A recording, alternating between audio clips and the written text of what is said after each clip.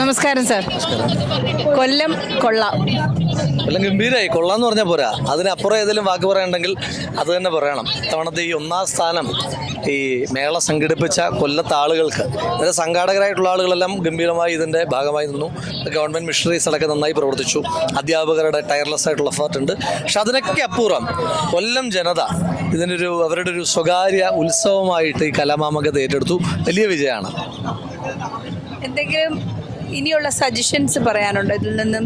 Suggestions അല്ല, നമ്മുടെ ഈ ഒരു കാര്യത്തിലുള്ളൊരു കോൺഫിഡൻസ്. ഇപ്പോൾ പല മത്സരാർത്ഥികളുടെയും പെർഫോമൻസുകൾ നമ്മൾ ഈ ഡിജിറ്റൽ മീഡിയയിലൊക്കെ കണ്ടപ്പോൾ നാളുകളിൽ ഇവർ കേരളത്തിൻ്റെ നമ്മുടെ നാടിൻ്റെയൊക്കെ അഭിമാനമായിട്ട് കേരളത്തിൻ്റെ സാംസ്കാരിക, അതിപ്പോൾ ചലച്ചിത്ര മേഖലയാകാം, സാംസ്കാരിക മേഖലയാകാം, ആ മേഖലകളിലൊക്കെ കേരളത്തിൻ്റെ ബ്രാൻഡ് അംബാസിഡർമാരായി മാറുന്ന ഒരുപിടി നല്ല താരങ്ങളെ സൃഷ്ടിക്കാൻ കൊല്ലത്തെ ഈ കലാമാമാങ്കത്തിൽ കഴിച്ചിട്ടുണ്ട്. ഇത്രയും ഭംഗിയായി നമുക്ക് ഈ കലാമാമാങ്കം കൊണ്ടുപോകാൻ സാധിച്ചത് കൊല്ലത്തായതുകൊണ്ടല്ലേ?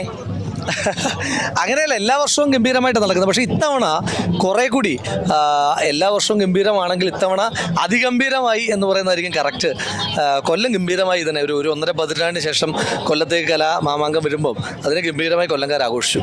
അതുകൊണ്ടാണ് കൊല്ലം കണ്ടവൻ ഇല്ലം വേണ്ട. ഇത്തവണ അതേ പറഞ്ഞു, കൊല്ലം ഇത്തവണ കണ്ടവന് ഒരു കാരണവശാൽ ഇല്ലം വേണ്ടാത്ത രീതിയിൽ അതിനെ ഗംഭീരമാക്കിയിട്ടുണ്ട്. Thank you.